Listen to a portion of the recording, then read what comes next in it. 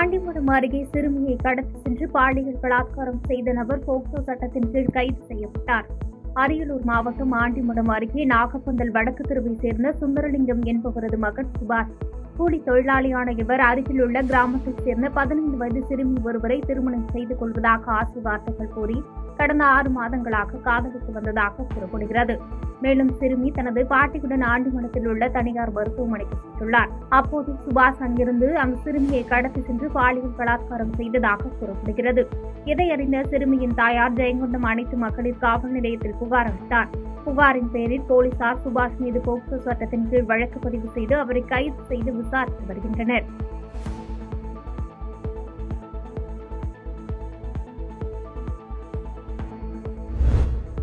பண விவகாரத்தில் மனைவியை கத்தியால் குத்தி கொலை செய்த கணவன் தானும் கத்தியால் குத்திக் கொண்டு மருத்துவமனையில் சிகிச்சை பெற்று வரும் சம்பவம் பரபரப்பை ஏற்படுத்தியுள்ளது.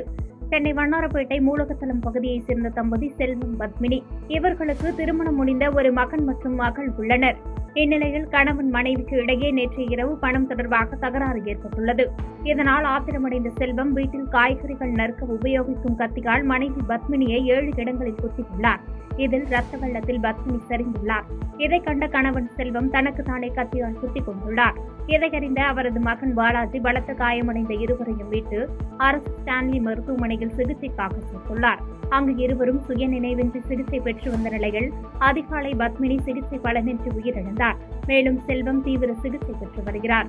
இது தொடர்பாக வண்ணாரப்பேட்டை போலீசார் விசாரணை செய்து வருகின்றனர். மேலும் கணவனை மனைவியை குத்தி கொலை செய்தது அந்த பகுதியில் பெரும் பரபரப்பை ஏற்படுத்தியுள்ளது.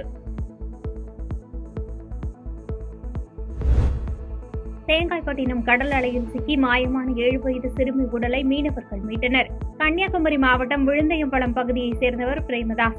இவர் தனது 7 வயது மகள் ஆதிஷாவுடன் நேற்று மாலை தேங்காய்பட்டினம் கடற்கரையில் விளையாடிக் கொண்டிருந்த போது ராட்சத அலை வந்து இருவரையும் இழுத்து சென்றது.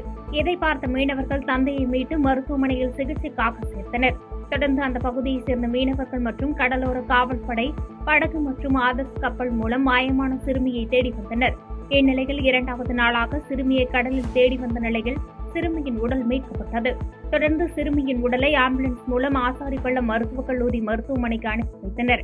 கடல் அலையில் சிக்கி சிறுமி உயிரிழந்த சம்பவம் அப்பகுதியில் சோகத்தை ஏற்படுத்தியுள்ளது. குன்னூர் வெலிங்டன் ராணுவ குடியிருப்புகள் கட்டுமான பணியின் போது மண் சரிவில் சிக்கி கட்டுமான தொழிலாளர் ஒருவர் உயிரிழந்த சம்பவம் சோகத்தை ஏற்படுத்தியுள்ளது. நீலகிரி மாவட்டம் குன்னூர் அருகே உள்ள வெலிங்டன் ராணுவ மையத்தில் புதிய குடியிருப்புகள் கட்டுமான பணி நடைபெற்று வருகிறது. இங்கு தொழிலாளர்கள் வழக்கம் போன்று பணி செய்து கொண்டிருந்த நிலையில் எதிர்பாராத விதமாக திடீரென மண் சரிந்து விழுந்து விபத்துக்குள்ளானது. இந்த விபத்தில் தேனி மாவட்டம் போடிநாயக்கனூர் பகுதியைச் சேர்ந்த செல்வம் என்பவரது மகன் சக்தி மண்ணில் புதைந்த நிலையில் 1/2 மணி நேர போராட்டத்திற்கு பிறகு ஜேசிபி இயந்திரம் மூலம் மீட்கப்பட்டார். மீட்கப்பட்ட சக்தியை ஆம்புலன்ஸ் மூலம் வெலிங்டன் ராணுவ மருத்துவமனைக்கு எடுத்து சென்றனர். அங்கு சிகிச்சை பலனின்றி சக்தி பரிதாபமாக உயிரிழந்தார். சம்பவ இடத்திற்கு வந்த குன்னூர் வட்டாட்சியர் கனிசுந்தரம் விபத்து நிகழ்ந்த இடத்தில் விசாரணை மேற்கொண்டார். மேலும் விபத்து குறித்து வெலிங்டன் காவல்துறையினர் விசாரணை மேற்கொண்டு வருகின்றனர். பைக்கில் சாகசம் செய்து இணையதளத்தில் பதிவிட்ட கல்லூரி மாணவர் காவல்துறையினரால் கைது செய்யப்பட்டார். தஞ்சாவூர் மாவட்டம் கும்பகோணம் தாலுகா திருச்சேரை மெயின் ரோடு பகுதியைச் சேர்ந்த திரிசங்கு என்பவரது மகன் 20 வயதான அஜய்ராஜ். இவர் திருவாரூர் மாவட்டம் குடவாசல் அருகே மஞ்சக்குடி கிராமத்தில் உள்ள தனியார் கல்லூரியில் பிகாம் 3ஆம் ஆண்டு படித்து வருகிறார். இந்த நிலையில் திருவாரூரில் இருந்து கும்பகோணம் செல்லும் சாலையில் மஞ்சக்குடி என்ற பகுதியில் தனது 2 சக்கர வாகனத்தில் சாகசம் செய்து அதை வீடியோவாக இன்ஸ்டா பக்கத்தில் பதிவிட்டுள்ளார். இந்த வீடியோ காட்சி சமூக வலைதளங்களில் வைரலாக பரவி வந்த நிலையில் இதுகுறித்து குடவாசல் போலீசார் தீவிர விசாரணை நடத்தினர். தொடர்ந்து பொதுமக்களுக்கு அச்சுறுத்தல் ஏற்படுத்தும் வகையில் 2 சக்கர வாகனத்தில் சாகசத்தில் ஈடுபட்ட அஜய்ராஜை போலீசார் கைது செய்து வழக்கு பதிவு செய்து சாகசம் செய்ய பயன்படுத்திய 2 சக்கர வாகனத்தையும் பறிமுதல் செய்தனர். மேலும் இதுபோன்று பொதுமக்களுக்கு அச்சுறுத்தலாக வாகனத்தில் சாகசம் செய்பவர் மீது கடும் நடவடிக்கை எடுக்கப்படும் என காவல் ஆய்வாளர் ராஜ் எச்சரிக்கை விடுத்துள்ளார். பாதகம் செய்பவரை கண்டால் நாம் பயங்கொள்ளலாகாது பாப்பா, மோதி மிதித்து விடு பாப்பா, அவர் முகத்தில் உமிழ்ந்து விடு பாப்பா. அண்மை செய்திகளை உடனுக்குடன் தெரிந்து கொள்ள இணைந்திருங்கள் இயம்நாடு தொலைக்காட்சியுடன்.